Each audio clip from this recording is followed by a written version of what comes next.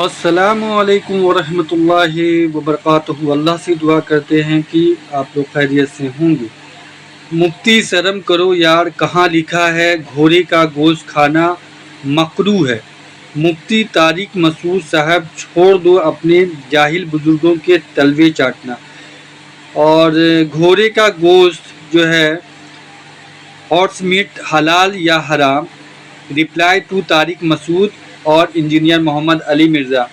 تو یہ جو گھوڑے کی گوشت کی بات ہو رہی ہے، اور یہ جو ترکی میں لوگ جو ہے گھوڑے کا گوشت کھاتے ہیں، اس پر بھی یہ بات ہوئی ہے۔ اور یہ کیا معاملہ ہے گھوڑے کے گوشت کا، وہ آپ اس ویڈیو میں سنیں گے، اور اس بات میں کتنی سچائی ہے۔ اور یہ مفتی طارق مسعود صاحب اور انجینئر مرزا کا جو بھی اس میں بیان ہے، وہ ہم سب کو اس ویڈیو کے سے پتہ چلے گا۔ اور اللہ سے ہم یہی دعا کریں کہ اللہ ہم سب کو صحیح علم دے، اور سنی سنائی باتوں پر نہ جائیں۔ جو قرآن اور حدیث کے حوالے سے معاملہ ہے، ہم اسے مانیں، اور اللہ ہم سب کا معاملہ آسان کرے۔ آمین ثم آمین۔ کیا ہوا ہے یہ مجھے تو پتہ بھی نہیں کہ سوال بھی درست ہے یا نہیں۔ عموماً پاکستان، انڈیا اور بنگلہ دیش کی حنفی عوام میں یہ مشہور ہے کہ گھوڑا کھانا مکروہ ہے، یہ تو خیر پتہ ہی ہے، جبکہ دوسری طرف ترکی میں حنفی لوگ گھوڑے کا گوشت اور کباب بڑے شوق سے کھاتے ہیں۔ یہ تو ٹھیک ہے بات، مجھے یہ پتہ صحیح ہے بات؟ جی جی، دونوں میں اتنا کئی لوگ ترکی میں گئے، انہوں نے کھا دونوں میں اتنا فرق کیوں ہے؟ یہ سوال کسی بھائی نے پوچھا ہے۔ ہاں، فرق اس لیے ہے کہ جو کہانیاں ہوتی ہیں نا، وہ ہر علاقے کی اپنی ہوتی ہیں۔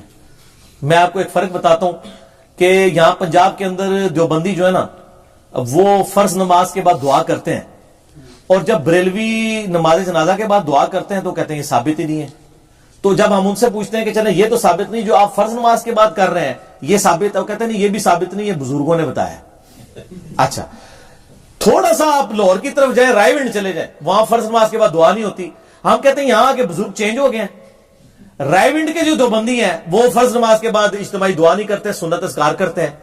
تو سر جو بدعت ہوتی ہے نا، وہ ہر جگہ کی ڈیفرنٹ ہوتی ہے، سنت پوری دنیا میں ایک ہی ہوتی ہے۔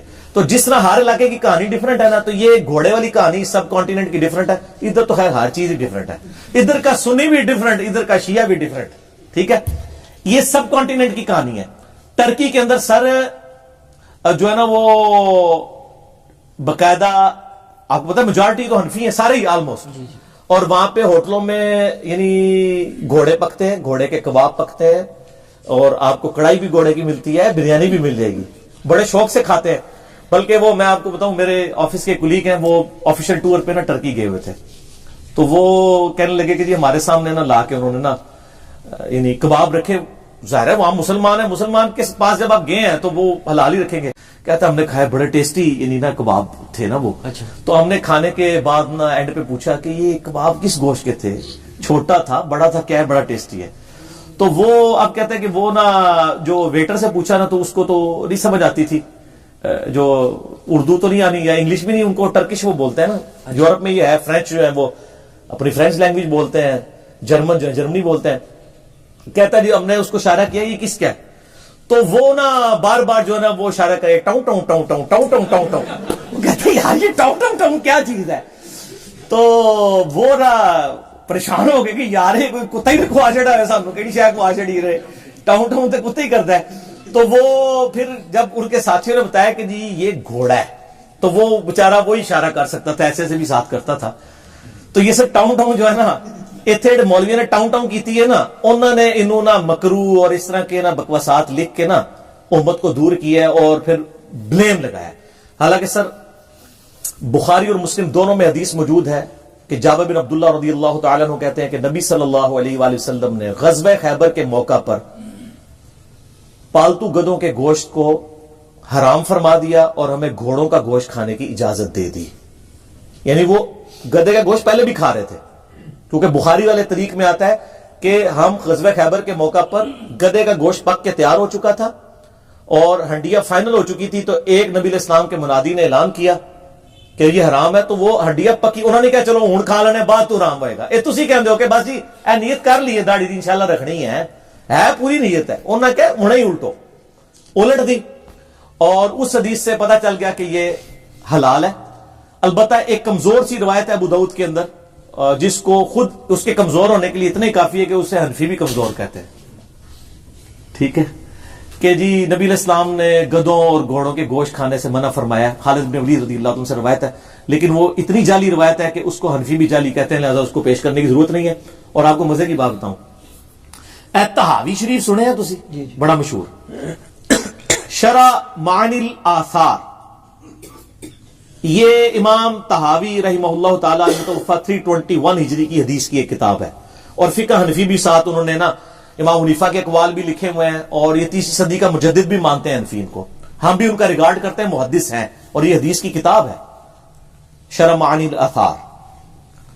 تو بعض سے معانی الاثار کہتے ہیں, لیکن یہ معانی الاثار ہے, یا وہ ڈائریکٹ الاثار کے ساتھ مل جائے گی. تو آلموسٹ کوئی تقریباً 6,500 کے قریب احادیث ہیں. اس میں 7 حدیث کے کامنٹس میں نا وہ فقہ بھی مرتب کرتے ہیں. پہلے وہ یہی والی روایت لے کے آئے ہیں جو ابو داؤد والی ضعیف روایت ہے کہ گھوڑوں کے گوشت سے منع کیا. پھر ساتھ وہ لکھتے ہیں کہ امام حنیفہ اسی کے تحت جو ہے نا گھوڑے کے گوشت کو صحیح نہیں سمجھتے تھے. لیکن پھر بعد میں نا وہ حدیث لے کے آئے بخاری اور مسلم والی, جابر بن عبداللہ والی. پھر انہوں نے نا تھوڑا چوڑے ہو کے لکھا کہ جی ساڑھے تے الزام لاندے اسی صحیح حدیث کو نہیں مانتے. دیکھو انہی صحیح احادیث کی بنیاد پر جو ہمارے صاحبین ہیں, یعنی امام محمد اور امام ابو یوسف, انہوں نے گھوڑے کے گوشت کے کھانے کی اجازت دی ہے. سر ان کی اجازت کی امت کو ضرورت نہیں ہے, آپ کو ضرورت ہے. ہمارے پاس تو حدیثیں موجود ہیں, تو ان کا اجازت دی ہے. اور یہ اس بات کا ثبوت ہے کہ ہم قیاس اور اجتہاد پہ نہیں چلتے بلکہ متواتر احادیث پہ چلتے ہیں. جب متواتر احادیث موجود ہیں کہ گھوڑے کا گوشت حلال ہے تو ہم اس کے کھانے کے قائل ہیں. یہ جناب طحاوی شریف میں لکھا ہوا ہے جو فقہ حنفی کی واقعی جینون ایک کتاب ہے. جو آپ اکثر پوچھتے ہیں نا جی فقہ حنفی کی ریٹن فارم میں, یہ بعد میں جو ادایا یہ فتاوی عالمگیری, یہ تو بعد کی پیداوار ہے نا. طحاوی شریف اس وقت لکھی گئی ہے. طحاوی شریف تو اس کو یہ کہتے ہیں, ویسے یہ شرح معانی الاثار ہے کتاب کا نام, اردو میں ترجمہ ہو کے آ چکی ہے. اس کے اندر باقاعدہ ہم انشاءاللہ اس میں جے پی جی بھی اس کا ایڈ کر دیں گے. اس کے اندر باقاعدہ انہوں نے لکھا ہے کہ ہم تو حدیث پہ چل رہے ہیں اور ہم گھوڑے کو حلال سمجھتے ہیں. لیکن سر انہوں نے اپنی پبلک کو کیا کہانی کرائی؟ وہ کہانی ہے وہ جی دیکھیں جی جو ہے نا وہ جہاد میں اب بزرگوں کی بات بھی رہ جائے, وہ جی جہاد میں گھوڑے استعمال ہوتے تھے. اور یار ادو ہونے سن ہوں تک بزرگوں کی جیڑی مطلب لکیر پٹتے پے ہوں کہڑے گھوڑے استعمال ہو رہے ہیں. وہ اس لیے پھر اس وقت انہوں نے کہا کہ حرام تو نہیں مکروہ ہے. سر شریعت میں آپ اپنی طرف سے کوئی چیز انجیکٹ کر ہی نہیں سکتے. مکروہ کہنے کا آپ کو اختیار ہے حلال چیز کو, وَلِعَاذُ بِاللَّهِ تعالی. قرآن حکیم میں اللہ تبارک تعالیٰ نے یہ کیٹاگوریکل مینشن کیا ہے کہ مت کہا کرو کہ یہ چیز حرام ہے اور یہ حلال ہے جب تک کہ تمہیں کوئی شرعی دلیل نہ مل جائے. اپنی طرف سے حلال اور حرام کے فتوے نہ لگایا کرو. تمہیں کس نے یہ یعنی اجازت دی ہے کہ تم اس قسم کے فتوے لگاؤ؟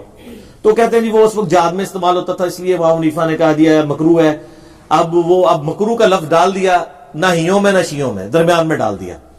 کوئی حلال کہے گا تو کہیں گے نہیں مکروہ ہے, اور کہے گا یار اس کو آپ مکروہ کہہ رہے ہو, کہیں گے ہم حرام تو نہیں کہہ رہے نا, مکروہ ہی کہہ رہے ہیں. اے کہانی اس پہ میرا ایک کلپ ہے, علماء مامو کیسے بناتے ہیں. سنجے دت کی تصویر بھی لگی ہوئی ہے ساتھ اس کے, تو آپ کو پتا چلے گا. میں نے ان کی بڑی مثالیں دی ہیں مامو بنانے کی.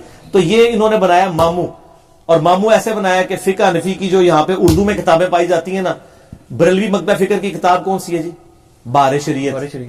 سر 30 سال میں تقریباً اس بندے نے لکھی ہے وہ, 30 سال میں, اور 30 سال ہے کام کرتا رہا بندہ.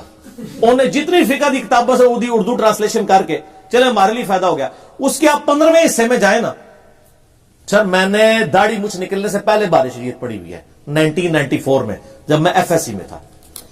15ویں حصے میں انہوں نے جا کے لکھا ہے کہ جی جو گھوڑا ہے نا جی یہ جہاد میں جو کہ استعمال ہوتا ہے اس لیے اس کی ممانعت ہے. اب یہ ان کو پتہ ہی نہیں ہے کہ یار خدا کے لیے آپ یہ لکیر پیٹنا بند کرو, اب بتاؤ لوگوں کو حلال ہے.